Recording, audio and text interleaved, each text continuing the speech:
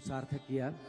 और जैसे कि माननीय मुख्यमंत्री जी की मंशा होती है, कन्या पूजन के साथ किसी भी ऐसे पवित्र अनुष्ठान का शुभारंभ होता है। और उसी परिपालन में आज जैसा कि आप देख रहे हैं, मंच पर माननीय मुख्यमंत्री जी कन्या पूजन कर रहे हैं।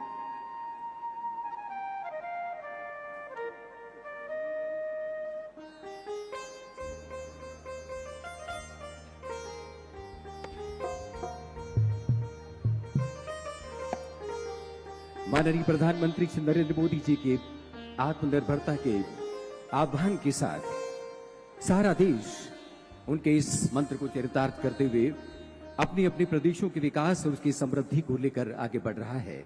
और इसी दिशा में एक महत्वपूर्ण कदम मध्य प्रदेश का, हमारे हृदय प्रदेश का।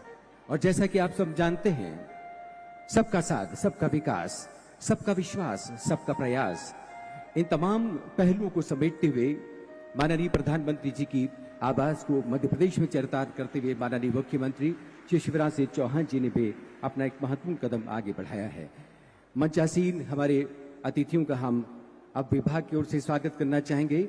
हम श्रीमती रश्मि अरुण शमी, प्रमुख सचिव स्कूल शिक्षा, से गुजारिश करते हैं माननीय मुख्यमंत्री जी का पौधा भेंट कर अभिनंदन करें।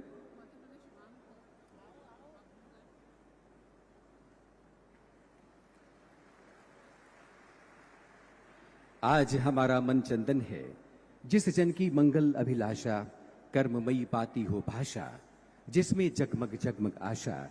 ऐसे माननीय मुख्यमंत्री जी का अभिनंदन है। स्कूल शिक्षा और जनजाति कार्य विभाग की ओर से स्वागत, अभिनंदन। और अब हम श्रीमती पल्लवी जैन गोयल, जनजाति कार्य विभाग की माननीय प्रमुख सचिव, से गुजारिश करते हैं वे श्रीमती मीना सिंह जी का, जनजाति कार्य विभाग मंत्री का अभिनंदन करें, स्वागत करें। माननीय मुख्यमंत्री जी के अभिनंदन के बाद आदरणीय श्रीमती मीना सिंह जी का अभिनंदन, स्वागत। और श्रीमती पल्लवी जैन गोविल से ही हमारा निवेदन है, माननीय स्कूल शिक्षा मंत्री श्री इंदर सिंह परमार जी का भी स्वागत करें, अभिनंदन करें। जैसे कि हमारी परंपरा है, ये हरा भरा बिरवा भेंट कर अभिनंदन किया जाता है, स्वागत किया जाता है। आदरणीय श्री के द्विवेदी, संचालक लोक शिक्षण मध्य प्रदेश, से हमारा निवेदन है वे मंच पर उपस्थित हमारे अन्य महानुभावों का, अतिथियों का स्वागत करें, अभिनंदन करें। हमारे साथ आदरणीय श्री भरत बैरागी जी, अध्यक्ष पतंजलि संस्कृत संस्थान, भी उपस्थित हैं, उनका भी अभिनंदन, उनका भी स्वागत। सबका दाता, सबका साथी, शुभ का ये संदेश है, माँ की गोद पिता का आश्रय, मेरा मध्य प्रदेश है। मध्य प्रदेश के पर्यटन, संस्कृति, दर्शन और उसके विकास की नई गाथा कहता आइए मध्य प्रदेश गान हम सब मिलकर सुनते हैं मध्य प्रदेश गान।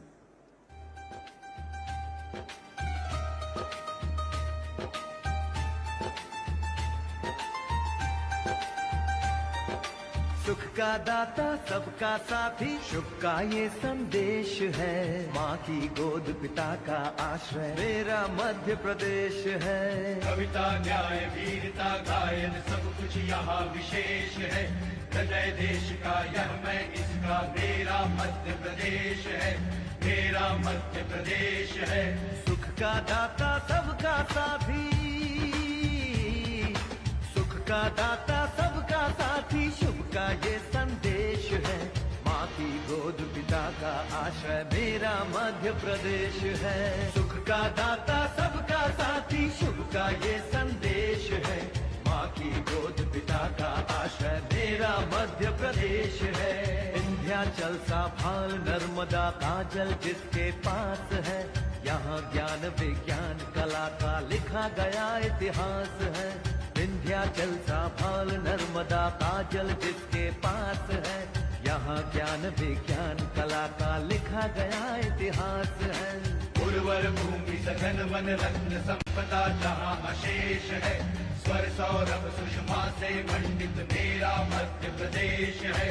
सुख का दाता, सबका साथी, शुभ का ये संदेश है, माँ की गोद पिता का आश्रय, मेरा मध्य प्रदेश है। सुख का दाता, सबका साथी, शुभ का ये संदेश है, माँ की गोद पिता का आश्रय मेरा मध्य प्रदेश है।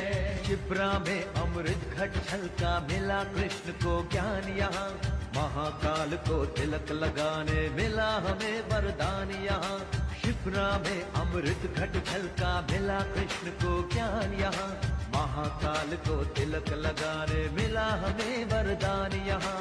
कविता न्याय वीरता गायन सब कुछ यहाँ विशेष है।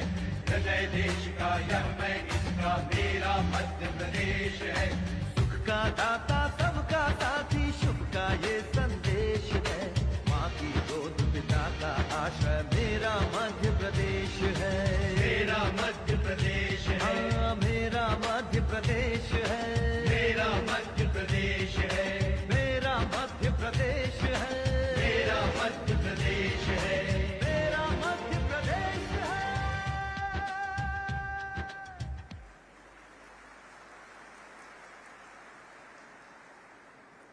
माँ की गोद पिता का आश्रय मेरा मध्य प्रदेश है।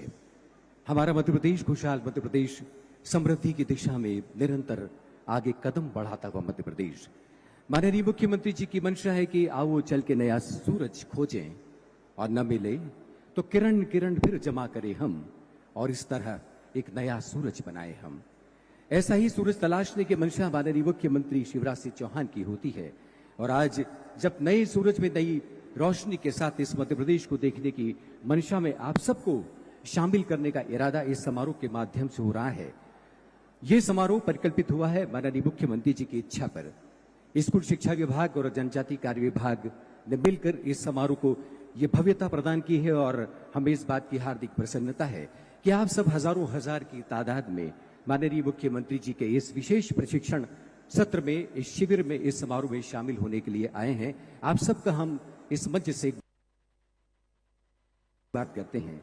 स्कूल शिक्षा विभाग यानी नए प्रयोगों के साथ, नवाचार के साथ माननीय प्रधानमंत्री जी की जो नई शिक्षा नीति उन्होंने लागू की है, उसके साथ शामिल होकर प्रदेश को एक नई दिशा, नई समृद्धि और खुशहाली की ओर ले जाने और नई पीढ़ी के निर्माण के संकल्प के साथ आपको जोड़ने की मंशा है। हमारे बीच माननीय स्कूल शिक्षा मंत्री श्री इंदर सिंह परमार उपस्थित हैं। हम बहुत सम्मान के साथ उन्हें आप सबके बीच आमंत्रित करते हैं। जोरदार तालियों से हमारे माननीय स्कूल शिक्षा मंत्री जी का स्वागत करें और उनके निवेदन कि वे समारोह के बहाने आप सबसे बात करें। माननीय स्कूल शिक्षा मंत्री। आज के इस गरिमापूर्ण और शिक्षा परिवार के इस ऐतिहासिक कार्यक्रम में हमारे मंच पर विराजमान, हम सबको प्रेरणा देने वाले प्रदेश के संवेदनशील मुख्यमंत्री आदरणीय शिवराज सिंह जी चौहान, हमारे बीच उपस्थित हमारी वरिष्ठ मंत्री आदरणीय मीना सिंह जी, मंच पर विराजमान जनजाति कार्य विभाग के प्रमुख सचिव पल्लवी जैन जी, स्कूल शिक्षा विभाग की प्रमुख सचिव रश्मि मैडम, हमारे पतंजलि संस्थान के सम्मानीय अध्यक्ष भरत बैरागी जी, उपस्थित सभी अधिकारीगण और इस विशाल पंडाल में सभी विराजमान हमारे शिक्षक बंधु भगिनी, पत्रकार साथियों, आज का यह कार्यक्रम इस रूप में ऐतिहासिक है। हम जानते हैं कि अपने देश ने भावी भारत के निर्माण की नींव का संकल्प राष्ट्रीय शिक्षा नीति 2020 के रूप में किया है। राष्ट्रीय शिक्षा नीति 2020 का क्रियान्वयन पक्ष 100% हमारे शिक्षक समुदाय पर है। नीचे तक उतारने का काम भी, समाज में स्थापित करने का काम भी। और क्योंकि यहां बैठे हुए सभी हमारे नवनियुक्त शिक्षक बंधु भगिनी है, उन सबको मैं शुभकामना देता हूं, बधाई देता हूं। और विशेष रूप से मैं आपकी इसलिए प्रशंसा करता हूं कि आपने शिक्षा क्षेत्र जैसा पवित्र कार्य को चुना है राष्ट्र निर्माण के महत्वपूर्ण कार्य में अपनी भागीदारी, अपना जीवन देने का संकल्प लिया है। क्योंकि हम जानते हैं कि भारत की परंपरा में, भारत की विरासत में शिक्षक का एक विशेष स्थान रहा है। और शिक्षक केवल रोजगार के लिए नहीं है, शिक्षक एक व्यक्ति के निर्माण के लिए है, मनुष्य के जीवन में बदलाव के लिए है। इसलिए हमारे देश में उसको राष्ट्र निर्माता कहा है। और भारत की परंपरा में हम चाणक्य का उदाहरण देख सकते हैं, समर्थ रामदास का उदाहरण देख सकते हैं, जिन्होंने शिक्षक की भूमिका में रहते हुए और ऐसे लोगों का निर्माण किया है जिन्होंने देश की एकात्मता के लिए अखंड भारत निर्माण करने में सारा सब कुछ न्यौछावर कर दिया। और इसलिए शिक्षक किसी विद्यार्थी के पीछे जब खड़ा हो जाता है तो उस विद्यार्थी के जीवन में बदलाव दिखने लगता है, परिवर्तन दिखने लगता है। यानी भारत की संस्कृति के परिप्रेक्ष्य में जब हम विचार करते हैं तो सभी व्यवस्थाओं से सर्वश्रेष्ठ हमारा शिक्षक होता है। समाज में उसको सम्मान भी वही होता था, प्रतिष्ठा भी वही होती थी। और इसलिए राष्ट्रीय शिक्षा नीति भी वही कहती है कि हमारे देश के शिक्षक इस देश के कर्णधार बनाने वाले हैं, ऐसी पीढ़ी तैयार करने वाले हैं जो दुनिया के सामने भारत को खड़ा कर सके। और मध्य प्रदेश की धरती पर भी हमारे देश, मध्य प्रदेश के मुख्यमंत्री शिवराज सिंह जी के चौहान के नेतृत्व में लगातार शिक्षा में बदलाव हो रहे हैं, परिवर्तन हो रहा है, नई शिक्षा नीति के अनुरूप हो रहा है। और मध्य प्रदेश ने कई सारे बदलाव पर काम करना प्रारंभ किया है। हम जानते हैं कि पिछले समय हमने सीएम राइस योजना पर काम प्रारंभ किया है। बहुत सारे शिक्षक साथी हमारे उसमें आप पढ़ाने के लिए जा रहे हैं। पिछला हमारा नेशनल अचीवमेंट सर्वे हुआ 2017 में होना था, जो विलंब से हुआ। 2017 के बाद जो 2020 में होना था वो थोड़ा विलंब से हुआ। लेकिन हम 17 पायदान पर 17 नंबर पे थे पिछले समय में, और इस साल का जो सर्वे हुआ उसमें हम 5वें स्थान पर आए हैं। और केवल इतना ही नहीं, जो महत्वपूर्ण बात इस सर्वे में है, यदि हम केवल सरकारी स्कूलों का सर्वे का आकलन करें तो हम देश में तीसरे स्थान पर रहेंगे। और इस सब का श्रेय हमारे शिक्षकों को जाता है, स्कूली शिक्षा विभाग के शिक्षकों को जाता है, जनजाति कार्य विभाग के शिक्षकों को जाता है। मैं उसके लिए आप सबको बधाई देना चाहता हूं, क्योंकि आपकी शुरुआत है। आपने शिक्षा में योगदान देने का महत्वपूर्ण निर्णय लिया है। और इसलिए वैश्विक सारे इस माहौल में शिक्षा का जो बाजारीकरण हो रहा है, उस बाजारीकरण से एक अलग दृष्टि, सकारात्मक सोच के साथ में पैदा करने की आज आवश्यकता है। और मुझे पूरा विश्वास है कि इस मध्य प्रदेश का जो शिक्षक समुदाय यहां पर बैठा हुआ है, शिक्षक में गौरव का भाव, हम राष्ट्र निर्माता है, हम व्यक्ति के जीवन का निर्माण करने वाले हैं, इस प्रकार का गर्व का भाव पैदा करने की जरूरत है। और इसीलिए आज का जो कार्यक्रम है, हम प्रशिक्षण तो अलग अलग जिलों में भी कर सकते हैं, आपने प्रशिक्षण प्राप्त भी किया है, लेकिन एक सामूहिक शक्ति, ज्ञान में उस शक्ति का संकल्प सामूहिकता के साथ में लेने की जरूरत है, एक माइंडसेट के साथ लेने की जरूरत है। और शिक्षकों में ही नहीं, केवल तो समाज में शिक्षा के प्रति सकारात्मक सोच आए और शिक्षकों का सम्मान हमारे समाज में निर्माण होने की आवश्यकता है। और इसलिए सामूहिक रूप से माननीय मुख्यमंत्री जी की इच्छा के अनुसार हमने इस प्रशिक्षण अभियान की शुरुआत करने के लिए, ये सामूहिकता का भाव प्रकट करने के लिए एक शक्ति के रूप में, संकल्प के रूप में हम लेने जा रहे हैं। और इसके लिए भी मैं आप सबको शुभकामना देता हूं। हम सब जानते हैं कि कल एक ऐसे महान शिक्षक जो देश के राष्ट्रपति हुए, सर्वपल्ली राधाकृष्णन जी का जन्मदिन है।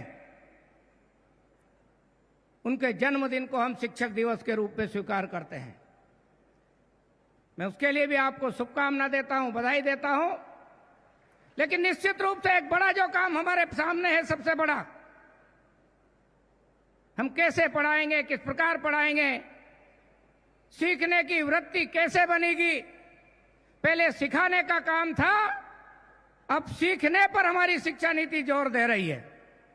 और इसलिए हम ऐसे नागरिक निर्माण करने का संकल्प लेकर के कि जो यहाँ के देश के लिए, समाज के लिए, और इस साल क्योंकि देश ने आजादी का 75वीं वर्षगांठ मनाने का काम किया, हमने अमृतोत्सव मनाया है, पूरे साल भर गतिविधि चलने वाली है।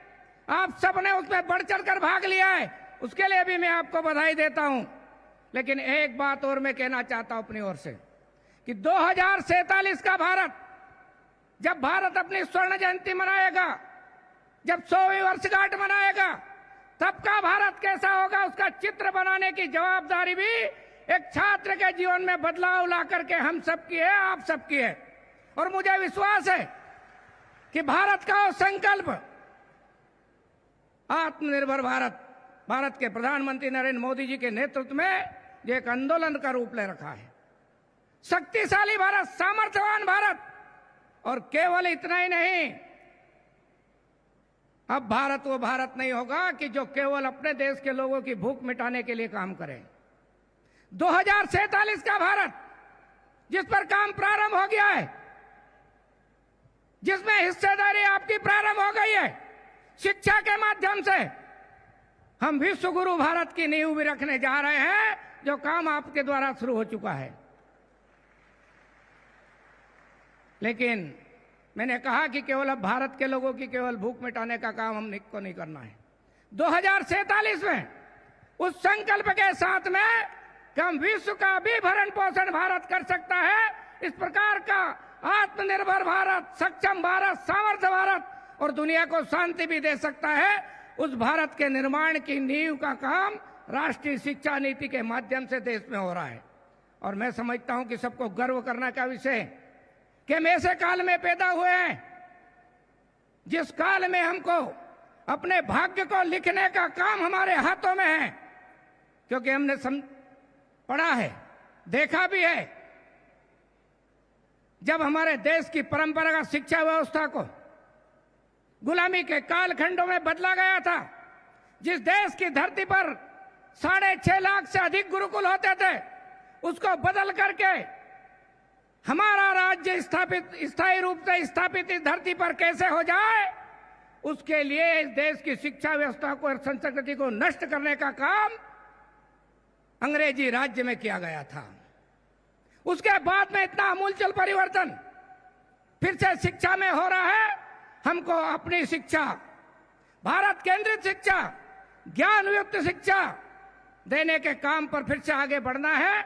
मुझे विश्वास है कि मध्य प्रदेश के शिक्षक समुदाय, हमारे शिक्षक बंधु भगिनी अथक परिश्रम से, मेहनत से हमारे यशस्वी मुख्यमंत्री शिवराज सिंह जी चौहान के नेतृत्व में एक नया मध्य प्रदेश गढ़ने के अभियान में लगेंगे और आने वाले 2 वर्षों में मध्य प्रदेश का एकेडमिक वातावरण बदला बदला सा लगेगा। लोग कहेंगे कि मध्य प्रदेश भी विश्व स्तरीय शिक्षा में अग्रणी होता जा रहा है। हम दुनिया के सामने चलने वाली शिक्षा देने का भी काम करेंगे। मैं आप सबको फिर से सबका अभिनंदन करता हूं, स्वागत करता हूं। जय हिंद, जय भारत।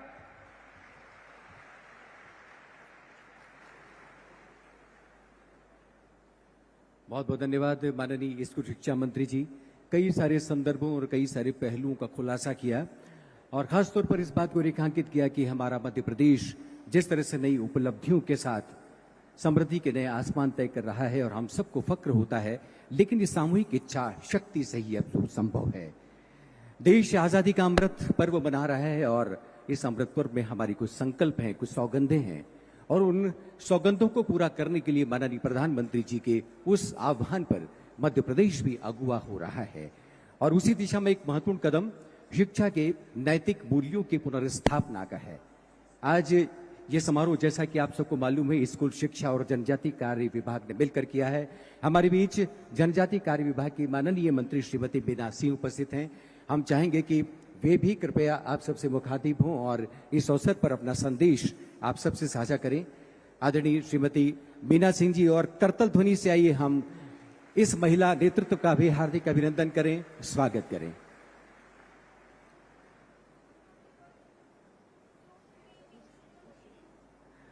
एक करेक्शन लगाना बहुत जरूरी है। सुश्री बीना सिंह जी।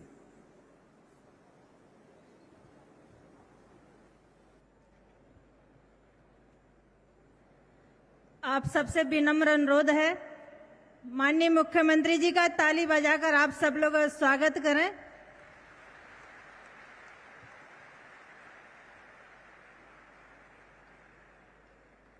नवनियुक्त शिक्षक प्रशिक्षण कार्यक्रम के हमारे मुख्य अतिथि मध्य प्रदेश शासन के माननीय मुख्यमंत्री श्री शिवराज सिंह चौहान जी,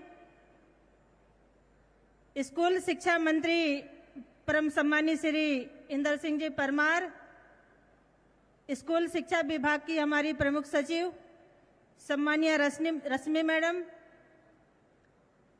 अनुसूचित जाति कल्याण विभाग की हमारी प्रमुख सचिव सम्मानीय पल्लवी मैडम, हमारे सम्मानीय श्री भरत बैरागी जी, मंच में विराजमान सभी सम्मानीय पदाधिकारीगण और पूरे प्रदेश भर से आए हुए हमारे सभी नवनियुक्त शिक्षकगण, हमारी बहनें, आप यहाँ पर पधारे इसके लिए आप सभी का बहुत बहुत अभिनंदन है। आप सबका बहुत बहुत वंदन है और आप सबसे विनम्रता के साथ कहना चाहती हूँ कि जिस कर्तव्य के लिए आप सबकी नियुक्ति हुई है, आप अपने कर्तव्यों पर डट जाएं, ऐसी प्रार्थना है। कहते हैं ना कि गुरु के ज्ञान के कारण ही व्यक्ति, बालक, बालिकाएं का भविष्य तय होता है और आप सब इस कार्य के लिए तैयार हैं। मेरी बहुत बहुत शुभकामना है और आप सब को मार्गदर्शन करने के लिए हमारे मध्य प्रदेश के यशस्वी मुख्यमंत्री जी आप सबके बीच में पधारे हैं। माननीय मुख्यमंत्री जी आप सबका मार्गदर्शन करेंगे। साथियों, मैं पुनः आप सबका बहुत बहुत अभिनंदन करती हूँ, आप सबका बहुत बहुत वंदन करती हूँ। भारत माता की जय।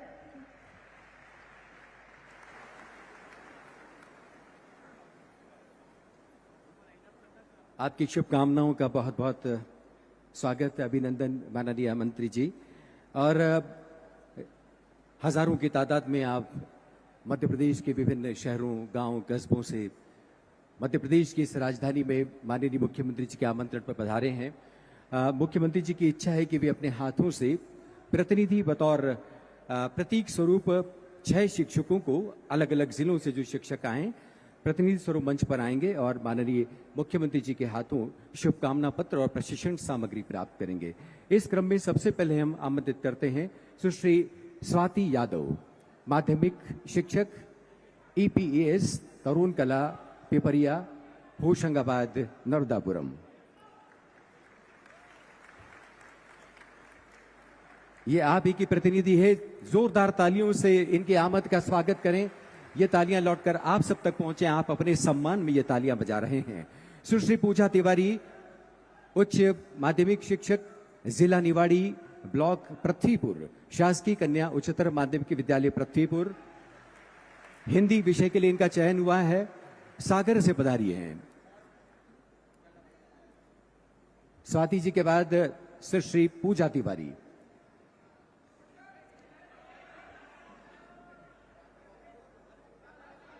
पूजा जी है ना? पूजा जी। सपना गौतम, सपना जी मंच पर आ चुकी हैं, उनका स्वागत है। माध्यमिक शिक्षक हैं और CM राइज महेश्वर, जिला खरगोन में इनकी पदस्थापना हुई है। बहुत बहुत स्वागत।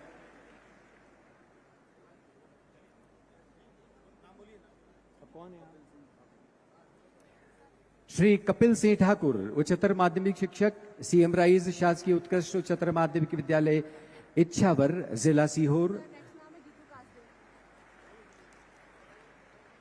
और इसके बाद सुश्री गीतू कास्डे, माध्यमिक शिक्षक, विज्ञान विषय में अध्यापन के लिए इनका चयन हुआ है। उच्चतर माध्यमिक विद्यालय देवली कला विकास खंड खालवा, जिला खंडवा से पधारी हैं। जी, डॉक्टर वैशाली चौधरी, उच्चतर माध्यमिक शिक्षक हैं और बैरसिया भोपाल में इनकी पदस्थापना हुई है। मंच पर उनका भी हार्दिक स्वागत। माननीय मुख्यमंत्री जी के हाथों शुभकामना पत्र और प्रशिक्षण सामग्री वे प्राप्त कर रही हैं। बहुत बहुत अभिनंदन, स्वागत। प्रकारांतर से आप सबका अभिनंदन है। आप ही मंच पर हैं, प्रतिनिधि बतौर हमने इन शिक्षकों का चयन किया। बहुत बहुत धन्यवाद माननीय मुख्यमंत्री जी। और इस अवसर विशेष को रेखांकित करते हुए विभागीय प्रशिक्षण नीति और विभागीय परिसंपत्तियों की संधारण मार्गदर्शिका का भी प्रकाशन किया गया है। हम माननीय मुख्यमंत्री जी से निवेदन करते हैं कि इन दोनों पुस्तिकाओं का, इन प्रकाशनों का विमोचन अपने हाथों से करें। माननीय स्कूल शिक्षा मंत्री जी और माननीय जनजातीय कार्य मंत्री भी इस अवसर पर हमारी इस उपक्रम में शामिल हों। विभागीय प्रशिक्षण नीति पर केंद्रित जो प्रकाशन सामग्री है उसका विमोचन, आप सब जानते हैं कि राष्ट्रीय शिक्षा नीति 2020 के अनुसार वर्ष 2040 तक भारत के लिए एक ऐसी शिक्षा प्रणाली के लक्ष्य की बात की गई है जिसमें किसी भी सामाजिक और आर्थिक पृष्ठभूमि से आने वाले विद्यार्थियों को समान रूप से सर्वोच्च गुणवत्ता की शिक्षा उपलब्ध कराई जाए। और मध्य प्रदेश में भी नई शिक्षा नीति पर आधारित स्कूली शिक्षा के विजन को तैयार किया गया है। इन्हीं तमाम दृष्टिकोणों को रेखांकित करती हुई यह मार्गदर्शिका माननीय मुख्यमंत्री जी इसका लोकार्पण कर रहे हैं। इसी क्रम में विभागीय परिसंपत्तियों की संधारण मार्गदर्शिका का भी प्रकाशन किया गया है। और आपको बता दें कि शैक्षिक भवनों के रखरखाव और उनकी मरम्मतों पर आधारित एक मार्गदर्शिक पुस्तिका, इसका भी विमोचन माननीय मुख्यमंत्री जी, स्कूल शिक्षा मंत्री जी और जनजातीय कार्य विभाग की हमारी माननीय मंत्री जी मिलकर करेंगे। और ये सब आपके लिए है, आपके लाभ, आपके मार्गदर्शन के लिए, आपके उपयोग के लिए है। जोरदार तालियों से लोकार्पण के इस उपक्रम का, इस लम्हे का हम मिलकर स्वागत करें। बहुत बहुत धन्यवाद माननीय मुख्यमंत्री जी, स्कूल शिक्षा मंत्री जी और माननीय जनजातीय कार्य मंत्री जी। आदरणीय दिव्य सज्जनों, आप सब प्रतीक्षा कर रहे हैं कि कब माननीय मुख्यमंत्री जी आपसे मुखातिब हों और अपनी तमाम व्यस्तताओं में से आपके लिए ये लम्हा, ये समय शिक्षक दिवस की पूर्व बेला पर माननीय मुख्यमंत्री जी ने मुकर्रर किया है और उनकी इच्छा है कि वे आपसे संभाषण करें। अटल बिहारी वाजपेयी जी की इन पंक्तियों के साथ माननीय मुख्यमंत्री जी को हम आमंत्रित करें कि हार नहीं मानूंगा, रार नहीं ठानूंगा, काल की कपाल पर लिखता मिटाता हूँ, गीत नया गाता हूँ। एक नए गीत, नई तरन्नुम के साथ, नए आह्वान के साथ आप सबके बीच हमारे मध्य प्रदेश के मुखिया, हम सबके लाडले मुख्यमंत्री श्री शिवराज सिंह चौहान। बचपन से मैं पढ़ता भी रहा हूं और अंतर आत्मा से मानता भी रहा हूं, गुरुर् ब्रह्मा गुरुर् विष्णु गुरुर्देवो महेश्वरा गुरुर् साक्षात परम ब्रह्म तस्मै श्री गुरुवे नमः। आप सब मेरे भांजे भांजियों के गुरु हैं और इसलिए गुरुओं का आदर हो, सम्मान हो, समाज में इज्जत और मान रहे, तभी वो अपने कर्तव्यों का निर्वाह और प्रभाव पूर्वक कर सकते हैं। इसलिए सवाल उम्र का नहीं है, कौन छोटा है कौन बड़ा है। गुरु तो गुरु होता है। गुरु गोविंद दोऊ खड़े, काके लागू पाए, बलिहारी गुरु आपकी गोविंदियो बताए। और समाज गुरु का सम्मान करे, इसलिए मध्य प्रदेश का मुख्यमंत्री आज अपने भाषण की शुरुआत इन गुरुओं को प्रणाम करके करेगा।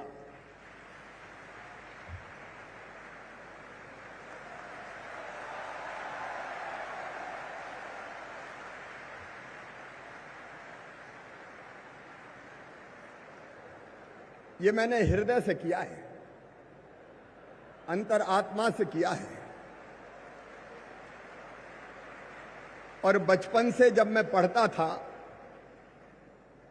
मैं सरकारी स्कूल में पढ़ा हूं, प्राइवेट स्कूल में कभी नहीं पढ़ा। सरकारी स्कूल में अपने गांव में, स्कूल में उस समय टाट पट्टी नहीं होती थी, तो एक फट्टा बिछाने के लिए संग ले जाना पड़ता था। एक कांख में फट्टा दबाते थे, दूसरे में बस्ता होता था, और स्कूल जाके सबसे पहले जो हमारे गुरुजी थे, शिक्षक थे, उनके पैरों पे हम सिर रख के कहते थे प्रणाम गुरुजी। ये श्रद्धा का भाव होता था। और आज भी मैं कह रहा हूं प्रणाम गुरुजी। इस कार्यक्रम में उपस्थित हमारे दोनों शिक्षा मंत्री मीना सिंह जी, आदिम जाति कल्याण विभाग की ओर से, और इंदर सिंह जी, स्कूली शिक्षा विभाग की ओर से, दोनों सक्षमता पूर्वक शिक्षा की व्यवस्था के काम में जुटे हुए हैं। विभाग के हमारे अधिकारीगण, रश्मि जी, पल्लवी जी, संजीव जी, बैरागी जी, अभय वर्मा, धनराजू जी, सभी शिक्षा विभाग के हमारे साथीगण और हमारे सभी आदरणीय शिक्षकगण, गुरुजन, आप सबको आज मैं शुभकामनाएं भी दे रहा हूं। कुछ लोगों ने सवाल उठाए कि इनको बुला के क्या करोगे, इनको काय को बुलाया है, इनके लिए पंडाल सजाया है, पंडाल में पंखे भी लगाए हैं। अरे जो बच्चों का भविष्य बनाने वाले हैं, वो बच्चे जो भारत के भाग्य विधाता बनेंगे, भारत को गढ़ने का काम करेंगे, क्या उनके निर्माताओं को मैं प्रणाम भी नहीं करूं? क्या उनसे हम चर्चा और बात भी ना करें? आज मध्य प्रदेश की सरकार ने पूरी आदर सहित आपको बुलाया है, पूरे आदर के साथ आपको बुलाया है।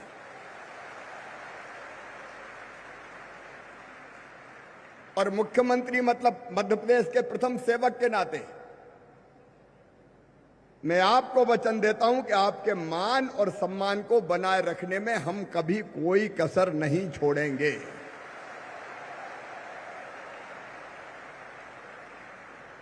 देखिए, एक जमाना था जब शिक्षा की पूरी व्यवस्था चौपट कर दी गई थी। गुरुजी, शिक्षाकर्मी, अब पता नहीं कितने वर्ग बन गए, और उसके कारण विद्यार्थियों का भविष्य भी चौपट हुआ और शिक्षा की व्यवस्था भी चौपट हुई। मैं पहले सांसद था, एक स्कूल में मैं गया था। बच्चों से जुड़ना मुझे बचपन से बहुत अच्छा लगता है, तो मैंने एक बच्चे से सवाल पूछ लिया स्कूल में जाके कि बेटा बताओ गंगा जी कहां से निकली? तो वो अचकचा गया और फिर कहा विंध्याचल में से निकली। तो मैंने जो गुरुजी पढ़ा रहे थे उनसे पूछा, गुरुजी मतलब एक कैडर होता था, ये गुरुजी का मतलब संपूर्ण गुरुजी नहीं। बीच में आप में से कुछ को पता नहीं होगा, गुरुजी, शिक्षाकर्मी, ये सब व्यवस्था बन गई थी। तो मैंने गुरुजी से पूछा कि भाई क्या पढ़ा रहे हो आप, ये विंध्याचल में से थोड़ी निकली है गंगा जी? तो उनका उत्तर था कि 500 रुपया में तो साहब वो गंगा जी विंध्याचल में से ही निकलेगी।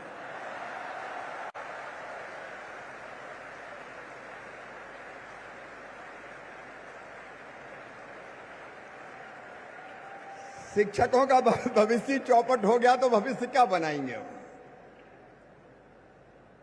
उस व्यवस्था को सुधारने की लगातार कोशिश करते करते करते अब इस मुकाम पर पहुंचे हैं। मैंने गुरुजी के नाते आपको प्रणाम किया है, लेकिन आप मेरे प्यारे छोटे भाई बहन भी हैं और हम परिवार में इकट्ठा हैं, और इसलिए राज्य की जो अपेक्षाएं हैं आपसे, वो भी मैं आपसे शेयर करना चाहता हूं। एक बात की और उद्घोषणा यहां खड़े होकर मैं करता हूं, शिक्षक नौकर नहीं है, शिक्षक निर्माता है, निर्माता।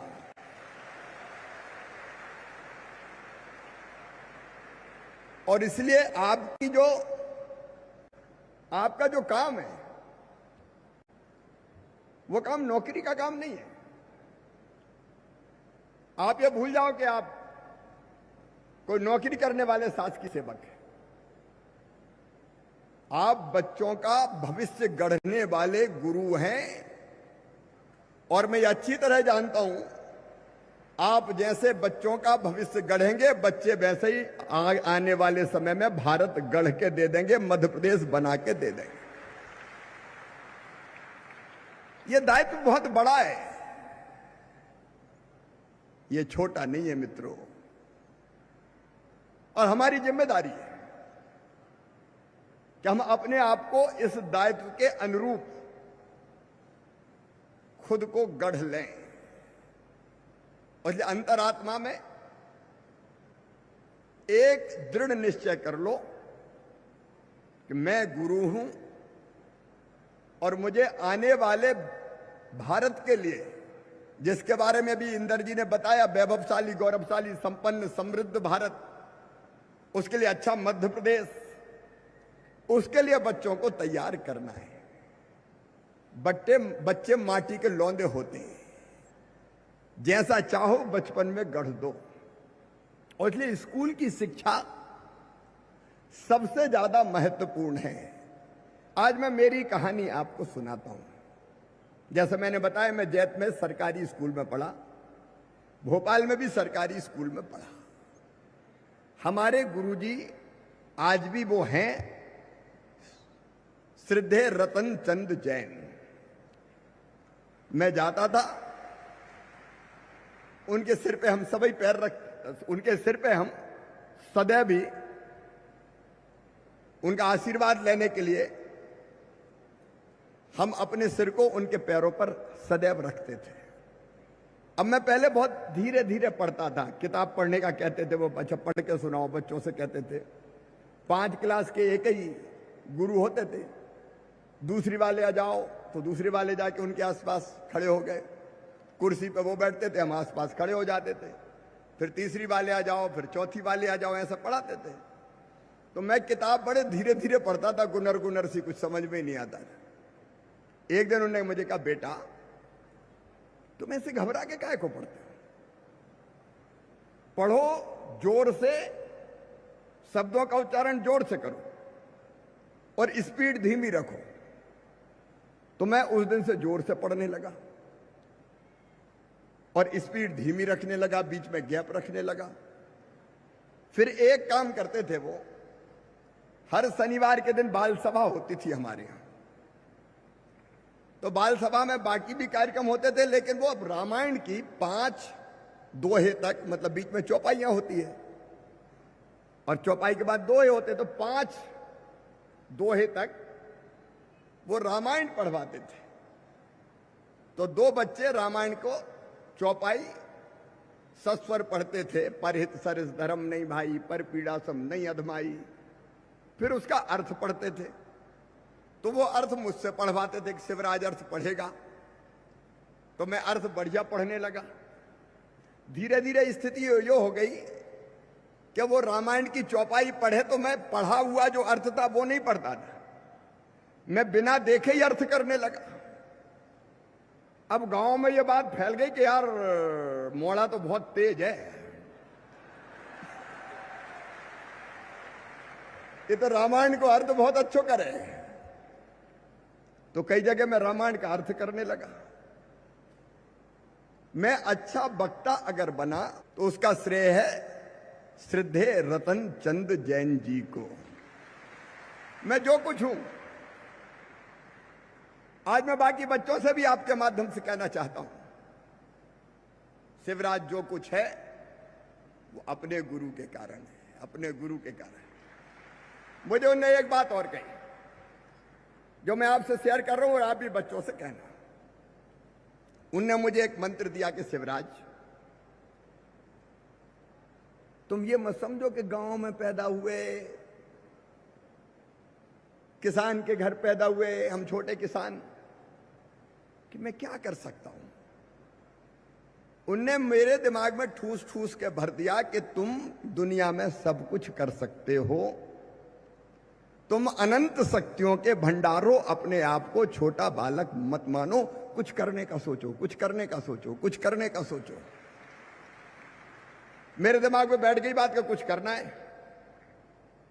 तो 7वीं में तो मैंने पहला आंदोलन कर दिया था मजदूरों के लिए। कुछ बड़ा करने का भाव मेरे अंदर भरा तो मेरे गुरु ने, मैं आप सबसे भी यही कहना चाहता हूं, सचमुच में हर बच्चा अनंत शक्तियों का भंडार है। भगवान ने किसी को कम और ज्यादा नहीं दिया, क्षमता सब में है। सवाल यही कि उसको प्रकट वो कैसे कर पाता है। अगर गुरु ठीक मिल जाए तो बच्चे की क्षमता का प्रकटीकरण हो जाता है और वो डॉक्टर राधा कृष्णन, बाबा साहब अंबेडकर, एक नहीं अनेकों महापुरुषों जैसा बन जाता है। हर बच्चे में क्षमता है, लेकिन उसके पहले एक आग्रह मैं आपसे करना चाहता हूं। देखो, एक तो यह कि जैसे तैसे 10 से 5 तक पढ़ाना है, और ये कि नहीं चमत्कार करना है। मुझे, मैं एक कहानी सुनाता हूं छोटी। एक गांव में एक मंदिर का निर्माण हो रहा था। मंदिर के निर्माण के काम में 3 मजदूर लगे थे, पत्थर तोड़ने के काम में। गर्मी के दिन थे, मई का महीना, सूरज अपनी किरणों से आग बरसा रहे थे, और उस तपती दोपहरी में वो मजदूर पत्थर तोड़ने का काम कर रहे थे। इतने में एक साधु बाबा वहां से गुजरे। पहले मजदूर के पास पहुंचे, बोले क्या कर रहे हो भाई? तो गुस्से से मजदूर का चेहरा तमतमा गया। बोले बाबा, आंखें फूटती है, दिखाई नहीं दे रहा? किस्मत फूटी है तो पत्थर फोड़ रहा हूं। आगे पूछने क्या कर रहे हो? वो दूसरे मजदूर के पास गए बाबा शांत भाव से, और दूसरे मजदूर से पूछा क्या कर रहे हो भाई?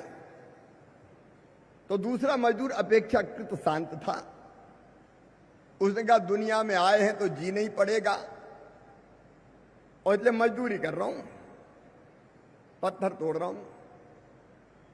फिर वह तीसरे के पास पहुंचे। तीसरे का चेहरा आनंद से दमक रहा था, पसीना उसके भी बह रहा था, लेकिन चेहरा प्रसन्नता से भरा हुआ। उससे पूछा क्या कर रहे हो भाई?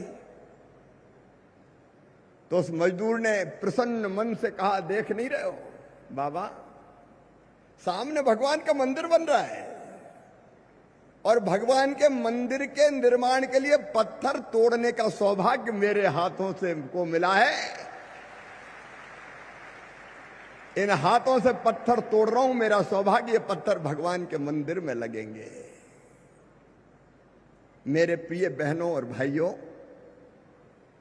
काम एक, पत्थर तोड़ना, और भाव 3, किस्मत फूटी है इसलिए पत्थर फोड़ रहा हूं, जीने के लिए मजदूरी कर रहा हूं, और एक भगवान के मंदिर के निर्माण के लिए पत्थर तोड़ रहा हूं, सौभाग्य मेरा।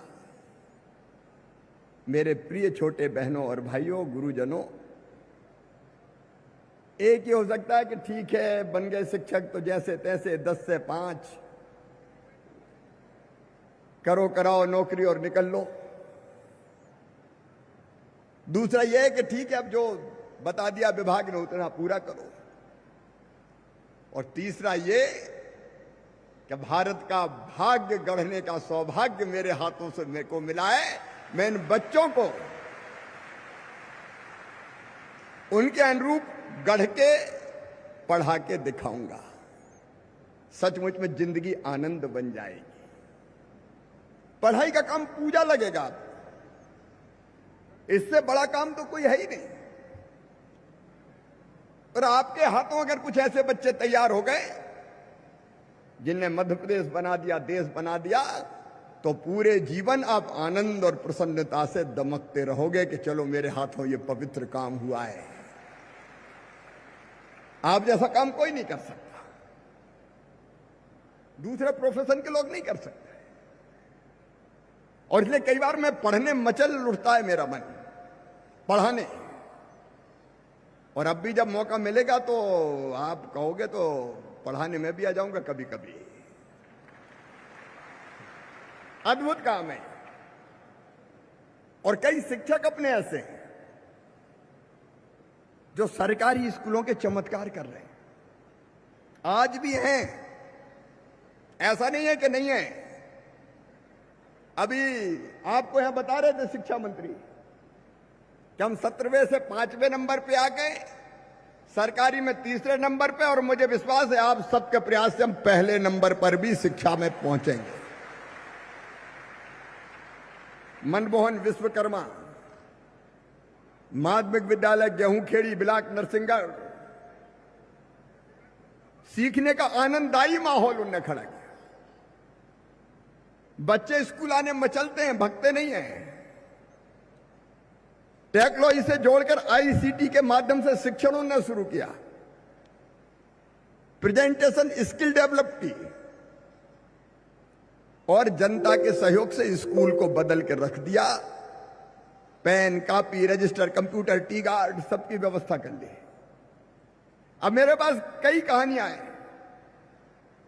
लिधौरा दमोह के माधव पटेल, रघुनाथपुर राजगढ़ की श्रीमती ममता शर्मा, तूमड़ा नरसिंहपुर के हल्के वीर पटेल, शासकीय प्राथमिक विद्यालय कागदीपुरा के सुभाष यादव, बैहर बालाघाट के जयंत खांडवे, पुलिस लाइन शासकीय हाई स्कूल के श्री शहडोल के संतोष मिश्रा, एकलव्य विद्यालय के बीएम तिवारी, संदीप त्रिपाठी जी। समय कम है, इनकी कहानियां मैं रटता हूं और लोगों को सुनाता हूं कि शिक्षक हो तो ऐसे हो जो स्कूल बदल देते हैं, बच्चों को बदल कर रख देते हैं। और मेरे प्रिय मित्रों, शिक्षा के 3 उद्देश्य होते हैं, नई शिक्षा नीति में भी जो बताए गए हैं। आदि गुरु शंकराचार्य जी महाराज कहते थे, सा विद्या या विमुक्तये, जो मुक्ति दिलाए वो शिक्षा है, यही लोक में और परलोक में। इसका मतलब यह नहीं केवल मुक्ति के लिए काम करो, अर्थ इसका यह कि जो मनुष्य को संपूर्ण बनाए वो शिक्षा है। स्वामी विवेकानंद जी महाराज कहा करते थे, शिक्षा वो है जो मनुष्य को मनुष्य बना दे, मनुष्य बना दे। और अगर इन कसौटी पर देखें, हमारे प्रधानमंत्री श्रीमान नरेंद्र मोदी जी के नेतृत्व में जो नई शिक्षा नीति बनी है, मोटे तौर पर मैं उनको 3 उद्देश्य उसके है, मैं 3 उद्देश्यों में बांट कर देखता हूं, मैं आपसे शेयर करना चाहता हूं। नंबर 1, शिक्षा का काम है ज्ञान देना। नंबर 2, कौशल देना। नंबर 3, नागरिकता के संस्कार देना।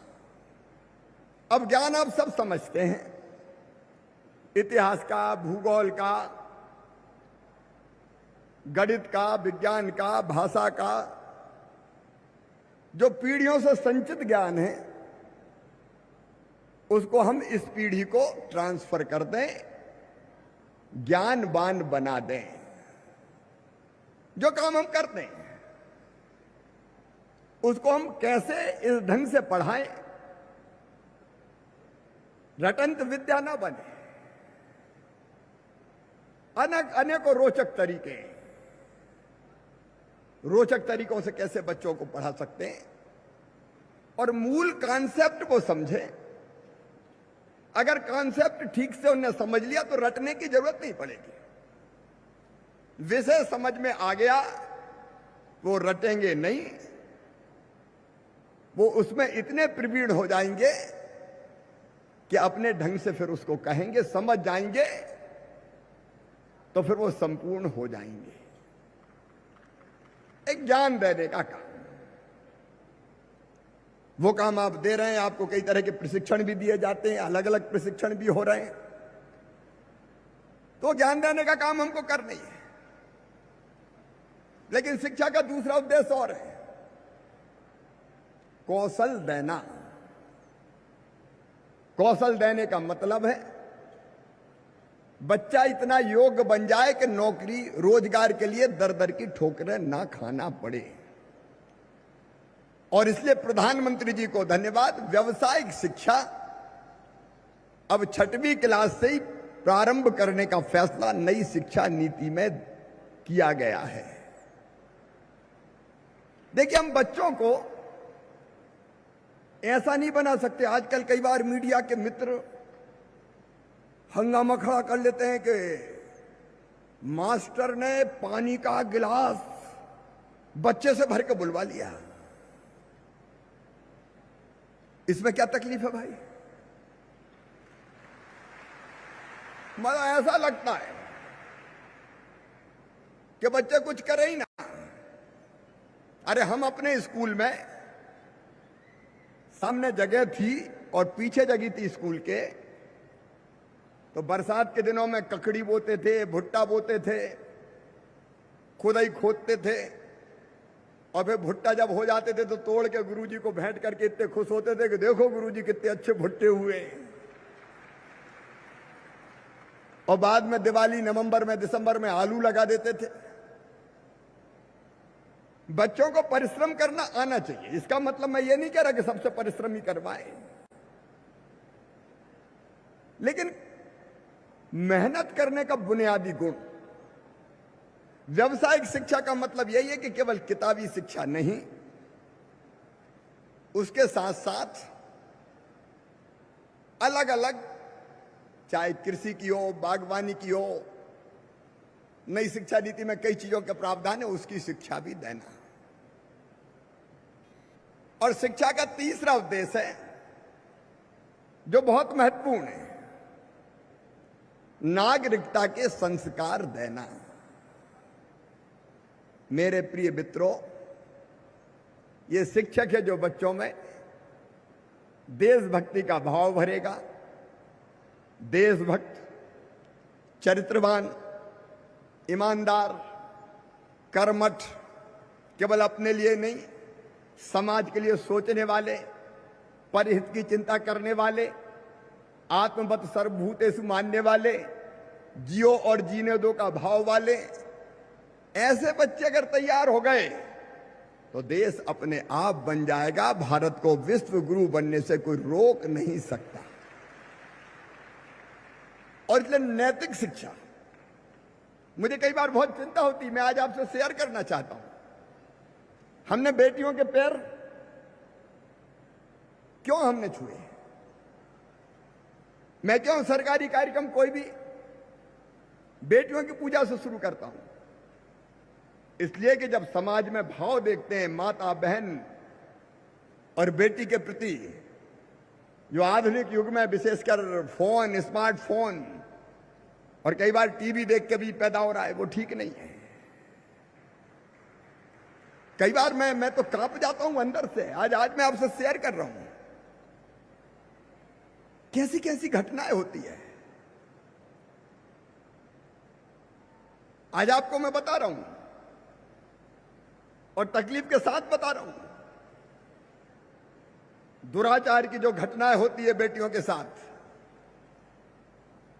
उनमें से 82% वो लोग करते हैं जो पहले से परिचित होते हैं परिवार के, जो अच्छे ढंग से जानते हैं, और उनमें से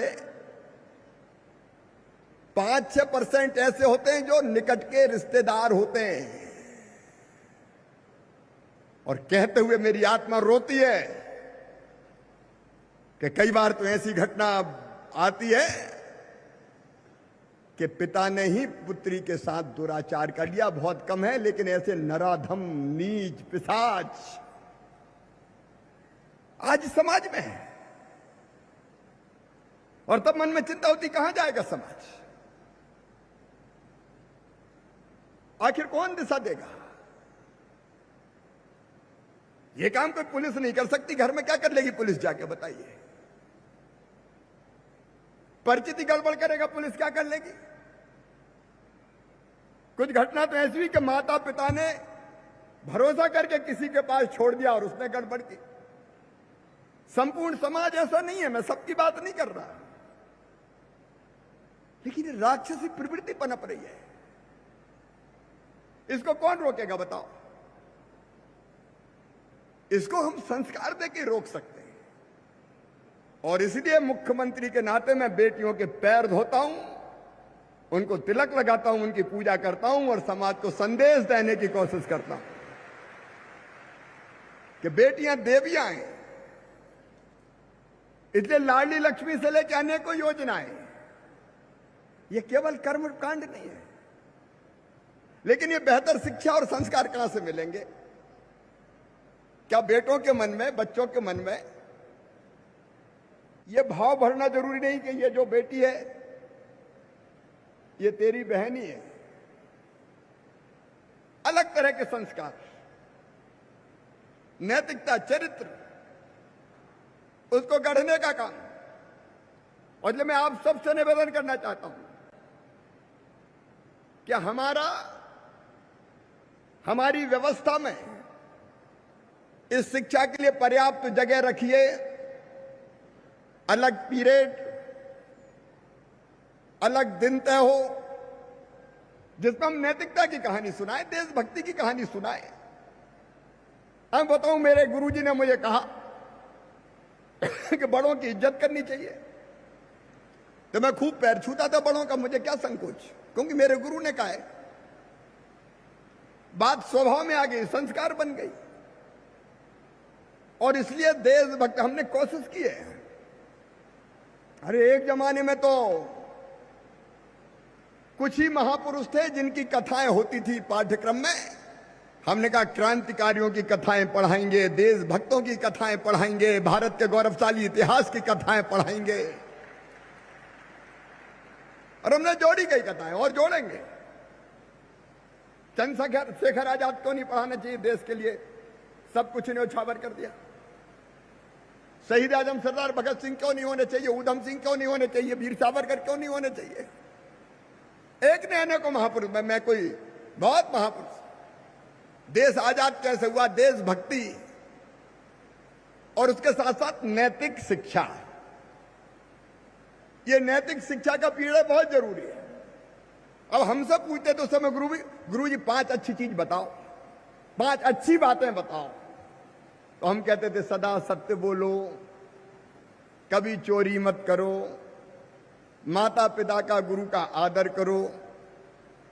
एक बार यह बताया गया कि कोई असहाय है तो उसकी मदद करो, मतलब कोई अगर अंधा है, दिखाई नहीं देता, तो हाथ पकड़ करके उसे सड़क पार कराओ। तो मैं जब भोपाल पढ़ने आया तो मैं देखता रहता था, जब जाता था स्कूल, कि अगल बगल में कोई ऐसा तो नहीं है बेचारा जिसको दिखाई नहीं देता हो, तो तुरंत मैं हाथ पकड़ के सड़क पार करा दूं। देखो, मन में ये बात घुस जाती थी। अगर बस में जा रहे हैं और भीड़ बहुत है और कोई बुजुर्ग या बहन आ जाए तो उसके लिए अपनी सीट छोड़ दो। तो मैं कभी बसों में, मैं तो खूब बस में घूमा हूं, तो मैं मौका ही देखता था, कोई आए बुजुर्ग और कोई बहन, तो मैं तुरंत सीट छोड़ दो और कहूंगा बैठिए आप, उसमें आनंद आता था। अब ये चीज संस्कार बन जाती है। गुरु जो सिखाता है वो संस्कार बनता है। और इसलिए अच्छी चीजें हम कैसे सिखा सकते हैं? नई शिक्षा नीति भी कहती है, और मध्य प्रदेश में तो मैं आपको आग्रह कर रहा हूं, पूरा शिक्षा परिवार हमारा ऊपर बैठा हुआ है, नैतिक शिक्षा उसके पीरियड बहुत जरूरी है। और एक दिन बिना बस्तई के शिक्षा वैसे ही आओ, किताबों का बोझ घर धरे आओ, बिना किताब के आओ, और वहां फिर नैतिक शिक्षा और अच्छे गुण सिखाने का काम है। यह नागरिकता के संस्कार है। और एक बालक की क्षमता का प्रकटीकरण, उसमें कोई चीज है तो हम कैसे उसको और उत्साह बढ़ाएं। अरे तू तो बहुत अच्छा बोल सकता है, तो उसकी हिम्मत बढ़ेगी, वो अच्छा वक्ता बन जाएगा। अरे तू तो बहुत अच्छा गा सकता है, वो गाने की कोशिश करेगा, हो सकता है बहुत अच्छा गायक बन जाए। तुम तो बहुत अच्छा बजाते हो सकता है वो बहुत अच्छा वादक बन जाए, संगीतकार बन जाए। तुम तो दौड़ते अच्छे हो, और कोशिश करो, हो सकता है वो कल ओलंपिक में मेडल ही ले आए। ये बड़ी बात नहीं है। नसरुल्लागंज की मंडी में एक बेटी मछली पकड़ने का काम करती थी। अभी की घटना, कावेरी नाम है ना उसका, कावेरी। अब उसमें नाव चलाने की, नाव पे मछली पकड़ने जाती थी, तो क्षमता देख के उसको प्रेरित किया, तुम नाव चला दे। अब वो धीरे धीरे नाव के चलाने में राष्ट्रीय अंतरराष्ट्रीय मेडल जीत के ला रही है। उसको प्रेरित किया कि कर। तो ये बच्चे के अंदर अगर कोई प्रतिभा है तो वो प्रतिभा कैसे प्रकट हो, उसको गढ़ दो, धीरे धीरे उसको हिम्मत बढ़ाओ, हौसला बढ़ाओ। और आपको कोई एक्स्ट्रा ऑर्डिनरी ऐसा दिखे तो विभाग से संपर्क करो, नहीं तो मामा को भी सीधे लिख के भेज दो कि ये बच्चा बहुत अच्छा दिख रहा है, इसकी कुछ मदद होनी चाहिए। तो हम कई बच्चे बना सकते हैं। इसलिए प्रतिभा का स्वाभाविक प्रकटीकरण केवल इसके लिए नहीं, 2 दूनी 4, 4 दूनी 8, 8 दूनी 16, 16 दूनी 32। अब वो तो पढ़ा नहीं है, लेकिन उसके साथ साथ उसके अंदर जो प्रतिभा है किसी भी क्षेत्र की, उसका प्रकटीकरण। अब हम धीरे धीरे कोशिश करेंगे। बोर तो नहीं हो रहे? बोलू ना? अभी धीरे धीरे हम कोशिश करेंगे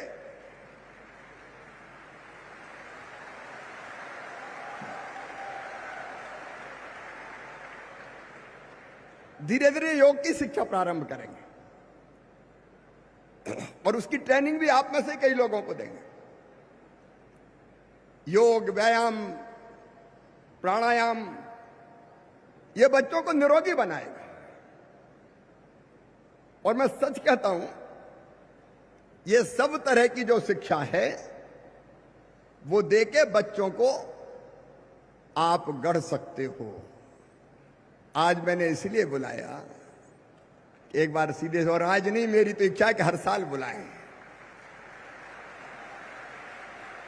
अरे इतने कार्यक्रम करते हैं सरकारें, साल में एक बार शिक्षकों को प्रणाम क्यों ना करें, उनसे बातचीत क्यों ना करें, उनसे चर्चा क्यों ना करें। ये तीनों तरह की शिक्षा, ज्ञान, कौशल, नागरिकता के संस्कार की, और उसके साथ साथ प्रतिभा के प्रकटीकरण की। अब धीरे धीरे हम कोशिश कर रहे हैं। नहीं तो पहले तो स्कूल के भवन ही नहीं थे, अब भवन बड़ी संख्या में बढ़ रहे।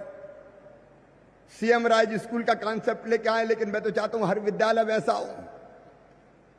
सीएम राज की भी कल्पना यह है कि 20-25 गांव के बीच में एक ऐसा स्कूल डेवलप हो जाए कि जिसमें इंफ्रास्ट्रक्चर जबरदस्त हो, लैब हो, लाइब्रेरी हो, स्मार्ट क्लास हो, प्ले ग्राउंड हो।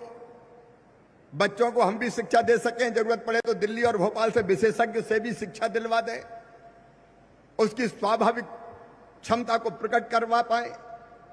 कई तरह की कमियां हैं, उनको भी धीरे धीरे दूर करने की कोशिश कर रहे हैं। शिक्षा पे पहले तो 2% व्यय होता था, बजट का 12% हम खर्चा करने लगे हैं, ताकि ये साधन जुटाएं धीरे धीरे। तो सीएम राज में शिक्षा, लेकिन हर स्कूल सीएम राज जैसा बन जाए, कोशिश। और एक बात है मातृभाषा में शिक्षा। देखो, एक अंग्रेजी पढ़ाओ, आप भी सीखो, बहुत जरूरी है, सीखना चाहिए, कोई दिक्कत नहीं है। लेकिन एक बात मैं और शेयर आपसे करना चाहता हूं, बच्चों को अगर उनकी भाषा में पढ़ाओगे तो उनकी स्वाभाविक क्षमता प्रकट हो जाएगी, वो बहुत जल्दी समझेंगे और बहुत आगे बढ़ेंगे। अपना अंग्रेजी का भूत इतना हावी कर देते हैं बच्चों पे कि कई बार सब कुछ होती हुई अंग्रेजी उन्हें मार डालती है। वो एक अलग तरह के कॉम्प्लेक्स से ग्रसित हो जाते हैं, अंग्रेजी नहीं आई तो फिर क्या करेंगे। अरे मैं तो दुनिया के कई देशों में जाता हूं, धड़ल्ले से हिंदी बोलता हूं, जिनको समझना ट्रांसलेटर बोला और समझो अपनी भाषा में, हमें काहे की शर्म, अपनी हिंदी हम बोलेंगे। प्रधानमंत्री जी हिंदी में बोलते हैं। ये बिल्कुल इन्फीरियरिटी कॉम्प्लेक्स की जरूरत नहीं है। अरे अंग्रेजी नहीं आती, क्या करूं, नहीं आती तो नहीं आती। जिनको पढ़ाना उनको आनी चाहिए।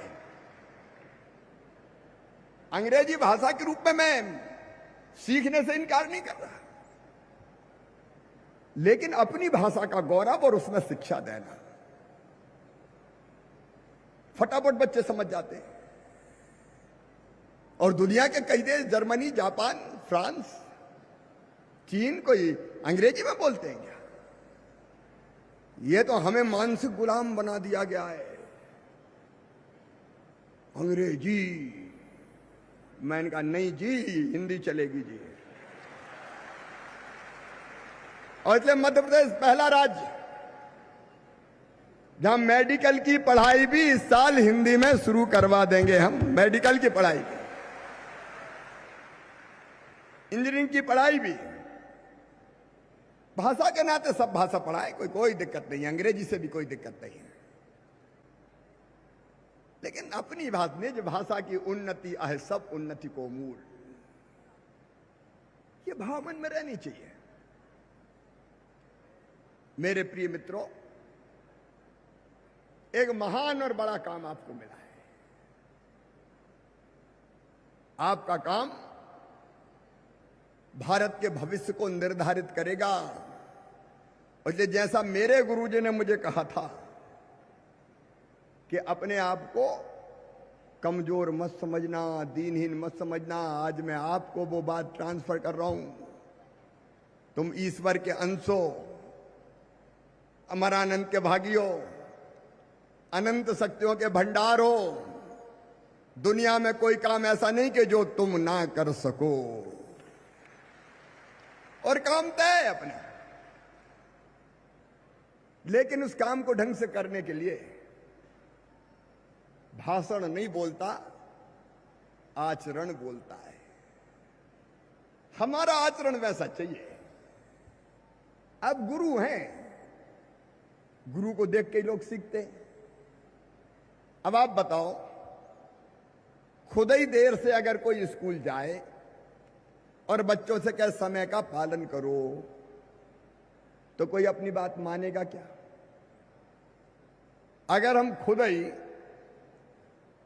स्वच्छता अपने कपड़ों से, लत्तों से, बाकी चीजों से प्रकट नहीं करते और हम बच्चों से कहें कि नहीं नहीं बढ़िया रहना चाहिए, स्वच्छ रहना चाहिए, मौके बेमौके के पे अगर हम ही झूठ बोले और हम बच्चों से कहें कि नहीं तुम सदा सत्य बोलो, ये दो चीजें नहीं हो सकती। इसलिए आप अत्यंत महान काम कर रहे हो, लेकिन आप तो बोले, आपका आचरण भी बोलना चाहिए, आपका आचरण बोलना चाहिए। आपको गांधी जी की वो छोटी सी कहानी याद होगी। एक मां अपने बच्चे को लेके महात्मा गांधी के पास गई और कहा बापू ये बहुत बिगड़ गया है। बापू उनका क्या हो गया? बोलिए रोज मीठा खाता, रोज गुड़ ही गुड़ खाता, इससे कह दो कि गुड़ नहीं खाए। तो गांधी जी ने कहा कि ऐसा करो बहन कल आना। अब बहन कल लेके आई तो गांधी जी ने फिर कहा कल आना कल आना, ऐसे 6-7 दिन निकल गए। अब 6वें दिन गांधी जी ने बच्चे से कहा कि बेटा गुड़ ज्यादा नहीं खाना चाहिए, ज्यादा गुड़ खाना नुकसान करता है, इसलिए रोज गुड़ मत खाया करो। अब मां को बड़ा आश्चर्य हुआ कि ये बात बापू कहने में, अरे तो पहले ही दिन क्या देते गुड़ मत खाओ। तो बापू ने कहा कि मैं कैसा कहता मेरी बहन, मैं तो खुद ही गुड़ खाता था रोज। अब मैंने गुड़ खाना छोड़ दिया, इसलिए आज कह रहा हूं कि गुड़ मत खाओ। हम जो बच्चों से कहेंगे कि ये मत करो, पहले हमको अमल करना पड़ेगा, तब हमारी बात का असर होगा। दोगली बातों का असर नहीं होता कि मैं तो करूंगा तुम मत करो। और इसलिए बच्चों को गढ़ने के पहले हमको अपने आप को गढ़ना पड़ेगा मेरे मित्रों, अपने आप को गढ़ना पड़ेगा। मैं नहीं कह रहा कि आप गढ़े नहीं है, मैं तो बता रहा हूं, ऐड कर रहा हूं। हमारा आचरण बोले और देख के कहे कि ये मेरे गुरु जी है, और बच्चे पैरों पे पड़ जाए, ये मेरे गुरु है। ये समाज के अंदर भी वो भाव लाना, ये मेरा भी दायित्व मानता हूं, गुरुओं के सम्मान का, लेकिन अपना आचरण भी। और इसके साथ प्रेरक ढंग से बच्चों को नए नए प्रयोग करके हम कैसे और बढ़िया पढ़ा सकते हैं और सिखा सकते हैं। एक चीज और ध्यान रखना, रोज नई नई चीजें आ रही है, साइंस टेक्नोलॉजी नया ज्ञान, तो अपने आप को रोज अपडेट करते रहना। और उसके लिए जरूरी है कि पढ़ाने के साथ साथ एक आध घंटा पढ़ने के लिए भी रखना। जमाना इतनी तेजी से बढ़ रहा है कि आपको खुद को अपडेट करना पड़ेगा कि ये जानकारी मुझे है कि नहीं। विभाग भी कोशिश करेगा, लेकिन विभाग की कोशिश के साथ अगर हम मेहनत करेंगे तो हम बच्चों को नई नई चीजें सिखा पाएंगे और बच्चों को बेहतर बना पाएंगे। अब मैं एक बात और बताता हूं, मैं मेरे स्कूल में जो होती थी, और आपसे भी कह रहा हूं, एक बच्चों की कॉपी आप चेक करेंगे। हमने देखो एक फैसला कर लिया, पुराने जो शिक्षा नीति में जो फैसले हुए थे वो बहुत खराब थे। पुराने समय में ये हो गया था कि बच्चों से परीक्षा ही मत लो, पास करते रहो, बिना परीक्षा पास। अब 12वीं तक पास हो गए, 12वीं में जाके बैठे तो डब्बा बच गया, कुछ था ही नहीं। आकलन का कोई तरीका ही नहीं बचा।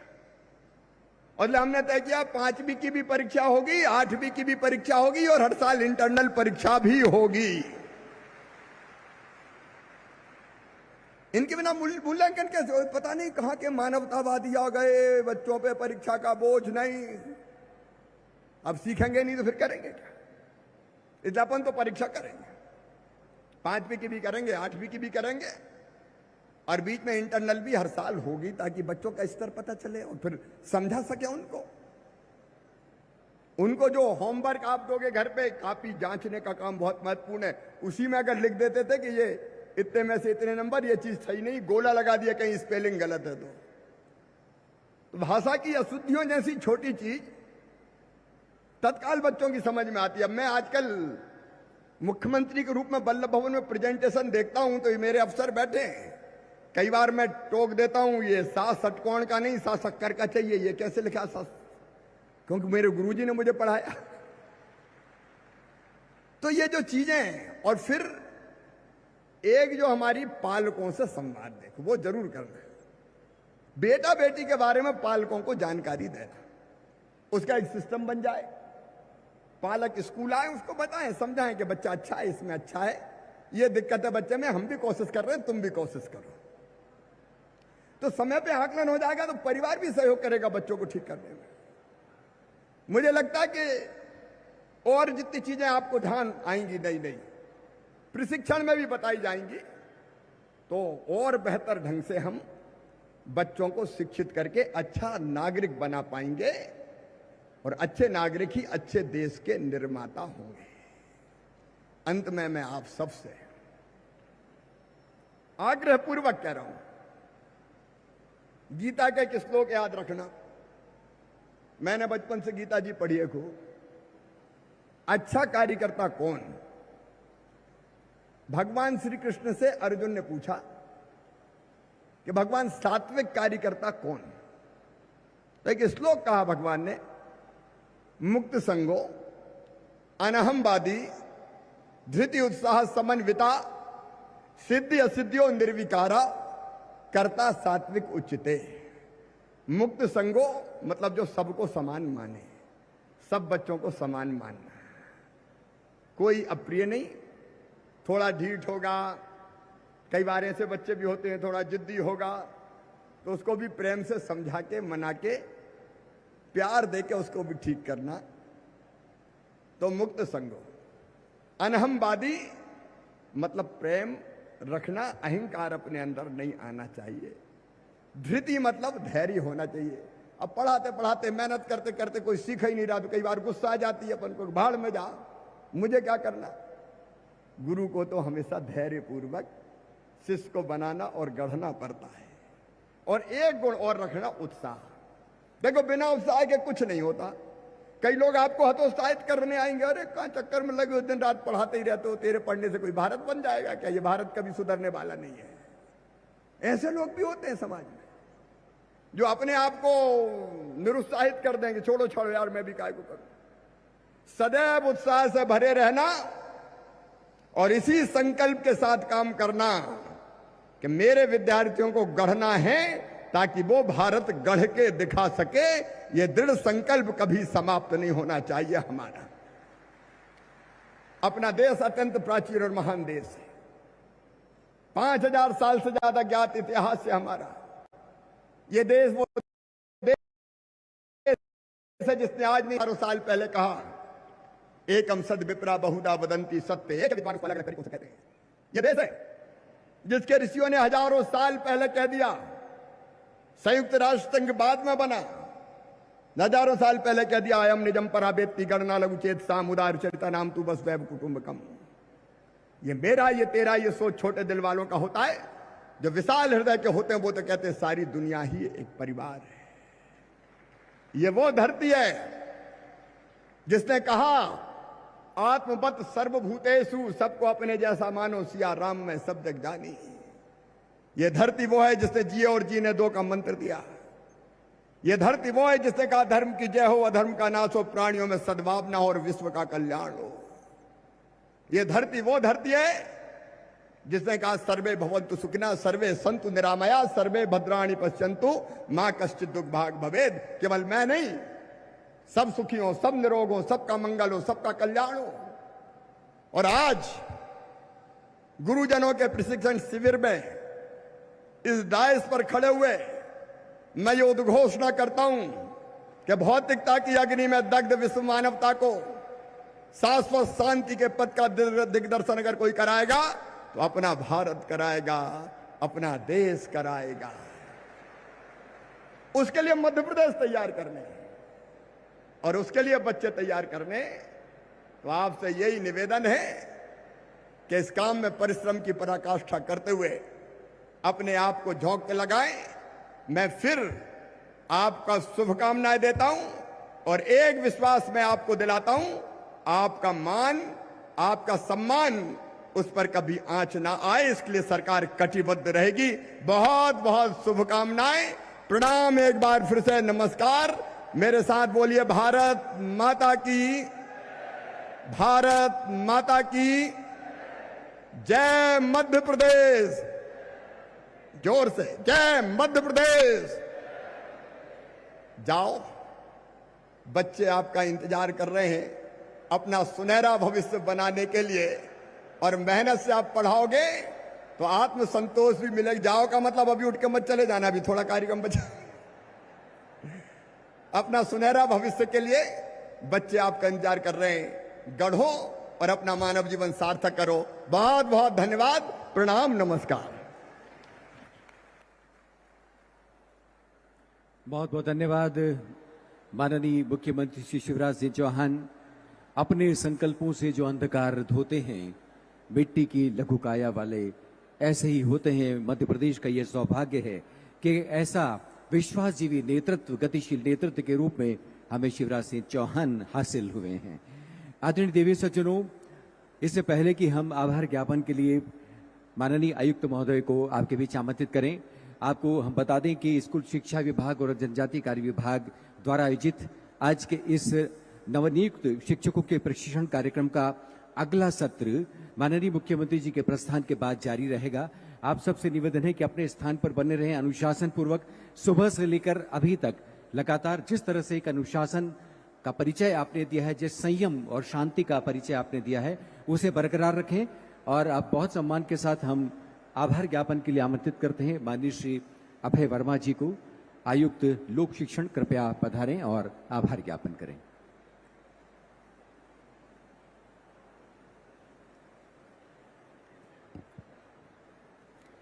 नवनियुक्त शिक्षकों का राज्य स्तरीय प्रशिक्षण कार्यक्रम में मुख्य अतिथि के रूप में अपनी गरिमामय उपस्थिति से हम सभी को अभिभूत करने वाले प्रदेश के मुख्यमंत्री माननीय शिवराज सिंह जी चौहान, जिनकी प्रेरणा और पहल से आज हमने प्रदेश के लगभग 15,000 शिक्षकों को प्रशिक्षण दिया है, मैं उनको हृदय से धन्यवाद देता हूं।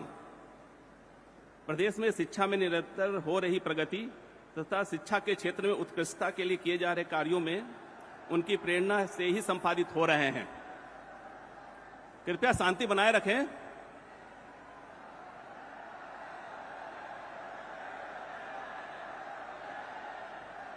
मैं उनके प्रति हृदय से कृतज्ञता ज्ञापित करता हूं।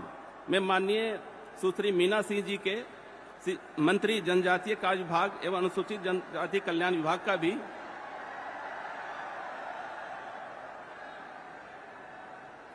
आभार व्यक्त करना चाहता हूं, जिन्होंने मंच पर उपस्थित होकर हमारा सम्मान बढ़ाया है। प्रदेश के स्कूल शिक्षा मंत्री माननीय श्री इंदर सिंह जी परमार का, जिनकी निरंतर सोच और कार्यों के केंद्र में सबके लिए शिक्षा और शिक्षा में गुणवत्ता ही रहती है, मैं उन्हें भी आज के कार्यक्रम में उपस्थित होने के लिए धन्यवाद देता हूं। मंच पर उपस्थित माननीय श्री भरत बैरागी जी, अध्यक्ष पतंजलि संस्कृत संस्थान के प्रति भी मैं उनके गरिमामय उपस्थिति के लिए कृतज्ञता ज्ञापित करता हूं। मैं प्रमुख सचिव स्कूल शिक्षा तथा प्रमुख सचिव जनजातीय कार्य विभाग का भी हृदय से आभारी हूं, जिन्होंने शिक्षक प्रशिक्षण के इस कार्यक्रम में पिछले लगभग 15 दिवस में लगातार हमें मार्गदर्शन दिया एवं संबल प्रदान किया। मैं जिला प्रशासन, पुलिस प्रशासन, परिवहन विभाग, रेलवे, नगर निगम, स्वास्थ्य विभाग, यातायात पुलिस, IRCTC तथा फायर ब्रिगेड के अधिकारियों सहित समस्त अन्य विभागों के अधिकारियों को भी धन्यवाद देता हूं, जिनके सहयोग के बिना यह कार्यक्रम इतना सफल नहीं होता। मैं इलेक्ट्रॉनिक एवं प्रिंट मीडिया के साथियों का भी धन्यवाद देना चाहता हूं, जिन्होंने कार्यक्रम की उत्पादकता तथा उसकी व्यवस्थाओं के संबंध में व्यापक प्रचार प्रसार किया है। प्रदेश के विभिन्न जिलों से कोने कोने से आए हुए प्रशिक्षणार्थी शिक्षकों का भी मैं आभारी हूं, जिन्होंने काफी दूरियां तय करते हुए आज के इस प्रशिक्षण कार्यक्रम में अपनी सहभागिता दी।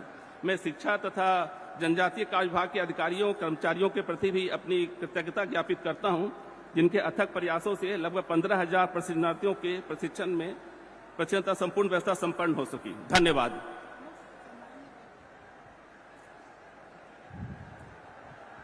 हार्दिक धन्यवाद। माननीय मुख्यमंत्री जी, आप सबका हाथ जोड़कर अभिवादन करते हुए आइए हम सब अपने स्थान पर खड़े होकर माननीय मुख्यमंत्री जी का धन्यवाद ज्ञापित करें, आभार व्यक्त करें, अभिवादन करें।